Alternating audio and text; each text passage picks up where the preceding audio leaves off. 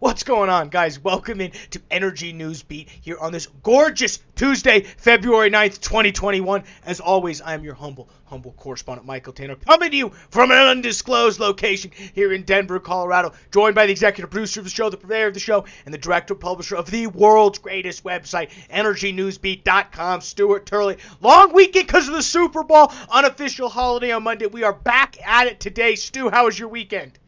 It's a beautiful day in bear country and in the neighborhood. Yeah, no kidding. We're gonna start slinging some merch, guys. So if you want any one of these sayings on a shirt, please let us know. Check us out as always, www.energynewsbeat.com, the best place for all of your energy finance news. It's legit just a stream of consciousness of news into your veins. So if that's what you're looking for, subscribe to our one-click notifications. Also subscribe to this YouTube channel, Energy News Beat. If I was making millions off YouTube as a 16-year-old, I would scream, smash that like button. But I will refrain from doing that. Again, we appreciate all the support.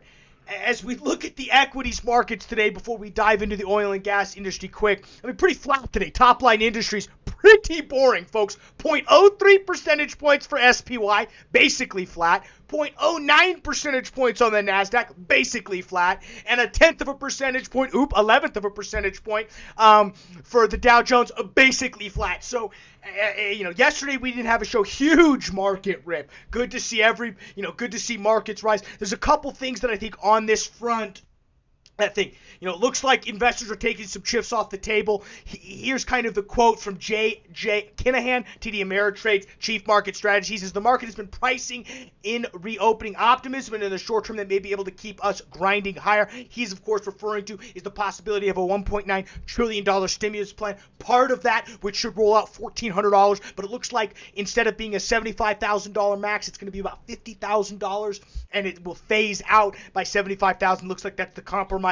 President Joe Biden met with a bunch of the bank CEOs today. A couple other things on the outlook front. Bank of America came out and say they're expecting a market correction on the horizon. They actually expect a viable 5 to 10% quarter one correction as, quote, big unknowns coincide with exuberating positioning, record equity supply, and, quote, as good as it gets earnings revision. Jared Woodward invested in ETF strategist at Bank of America. So, whoa! Bank of America thinks we'll see a little correction here. Interesting. As they say on Reddit, buy the dip, baby. Let's go ahead and move over into crude oil. Talk about the bulls are back in town, baby. February has been so good for crude oil prices. Today, up another 0.5 percentage point. 58.40. Choo. That's what we call a good double woof right there. Brent over that key $60 mark, currently trading 61.15. Back into the curve for our WTI, all the way down at 54.96. It's still contango, baby.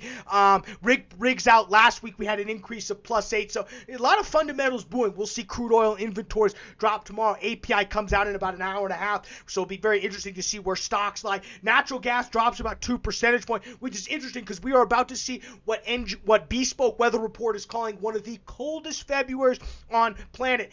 Well, not on the planet, but on record here in the past couple years when you look cyclically.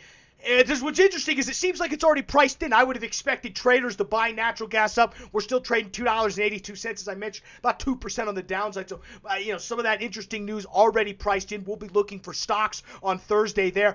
Back into the curve for natural gas, 1.2 percentage points on the downside. Currently trading about $3.02. Big movers in terms of our energy equities. We had big swings on either side. XOP contract still finishes to the south, about 1.1 percentage points, 73.69 on that index. OIH, which is Oilfield Services, that trades down about 1.29 percentage points, 180.70 on that index. Some of our equities on the downside, couple companies, Arvesco, they're down 5 percentage points. Arch Resources, they're down 6.7.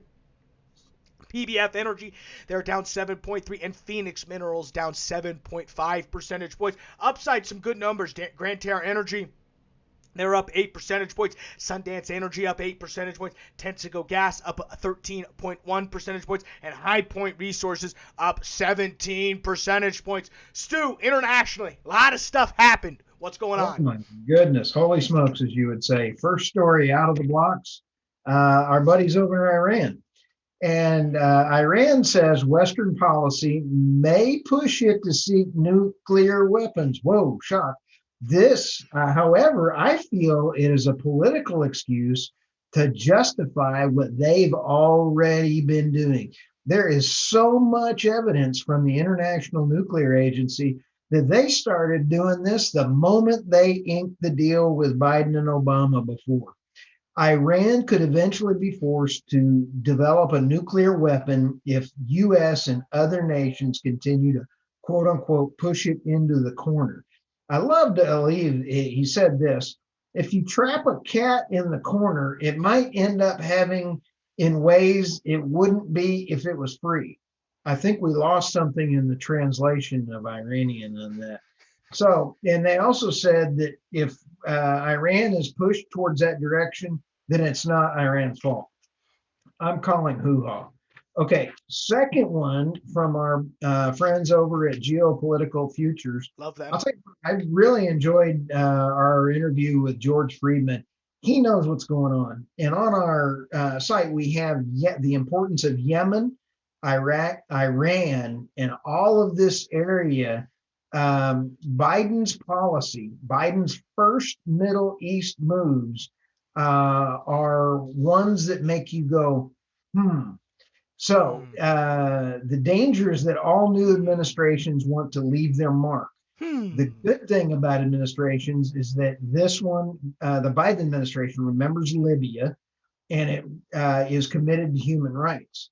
However, these two gestures are not actions, and it may be hard to see where they lead. We buckle up because this is not the same Middle East that Biden is familiar with. Let's all let them take care of itself. They have their new peace treaties. Israel, UAE, and everybody needs to handle this without the U.S. And how this affects oil prices. Oh, Yes. It'll be very interesting. You know, I think some of the stuff, you know, to say that I think this is a complete bull for oil is wrong, but to say it's a complete bear for oil is wrong. I think it really depends on what side a lot of this stuff breaks. You know what I mean? Exactly. There's about 15 variables that I'll be covering in a webinar with Jay Young, and that'll be on Thursday. The link will be in the show notes. Next story up, and out of the block. In the show notes. I don't have them currently. They'll make it though. Show notes. Here we go. Amazon. Amazon gets into offshore wind via a 380 megawatt PPA with Shell and Enco. Here's the cool thing, Michael. This is going to be profitable on an offshore wind farm without subsidies. I'm sorry. We're going to give them the golf clap. Let's go wind farm without subsidies being profitable. All right. We love that. Okay, next one out of the block is actually BP. They're feeling a little lonely. They need to get into the offshore wind farm here, and they're getting in with wind leases in Britain. And I just noticed here, came across the wire, the Waltney Extension Farm was Ørsted off Blackpool in 2018. They did not win any with BP against BP. BP beat them out on this deal. But how much did they spend? They just spent this weekend. What was the total number that BP and Total? 879 million pounds, 1.2 billion. What's a few billion between friends? So holy smokes. BP was getting a lot of flack on Twitter because that's a steep price. That's a steep leasing price. I mean, that one may need rivals some of the most expensive Permian oil production stuff for offshore wind. Woohoo! The price per kilowatt hour does not make sense. I like our other guys with Amazon. That was way cool. No, so it's just going to be very interesting where some of this offshore stuff wind plays out. And if we see a write-down of a couple billion in a few years, just remember. One thing for folks to take a watch is I'm following around the world. There is a severe shortage of offshore vessels. And that's not something you just go poof, and then there's offshore vessels for installation, maintenance, repair. You're going to see some shortages, and the price is going up. Yep. Might be something to take a look at for investments. Appreciate it. And all of these international news desk stories via the world's greatest website, www.energynewsbeat.com. Quickly on the U.S. side here, I've got two stories, and then we'll cover a quickly earnings first. This is, kind of stealing a little bit of an international story from Stu, but Total, they saw fourth quarter profits and their first full year earnings plummet as COVID-19 completely lowered their fuel demand, especially for a lot of the stuff that they bring. They released yesterday and reported a profit of just $891 million for the fourth quarter, which is an improvement from quarter three, but still 66% lower than that same period last year. Full year came to an overall loss of $7.2 billion, and that was a heavy impairment charge that they took actually in the second quarter, mainly related to their Canadian oil sands. They wrote it down for about $6-ish billion. So that'll really put a full year loss there. Adjusted profit dropped by 59 percentage points to $1.3 billion in that fourth quarter from October to December, and was down 66% to $4.1 billion over the full year. They also announced today a name change, Stu. It's no longer is it Total. They're changing their name to Total Energies, spelled Total Energies, just literally one word.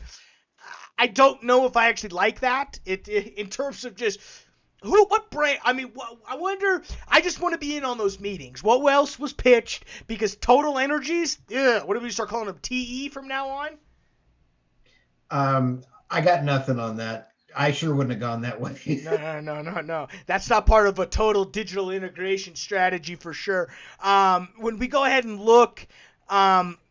Yeah, it's really light on earnings this week, actually. All we saw Plains drop this afternoon at 5:30 Mountain Time. We'll see. But tomorrow's a big one. Rest of the week's big for us. We've got DCP Midstream on Thursday, Duke Energy on Thursday. We're going to see Ring on Thursday. And then Friday, we're going to finish up with two midstream companies, Dominion and Enbridge. It's really going to be interesting to see how this midstream stuff. The key is not this week, but next week. Woo! Pack your bags, Stu. Oxy, Continental, Energy Transfer, Oviton, Marathon, Pioneer, Antero, Bonanza Creek, Comstock, High Point, Shell, Southern Company, Neighbors, TC Energy, Cabot, Enerplus, and Portland General Electric. Woo! Buckle up, folks. It's about to get busy. Stu, did I miss anything today?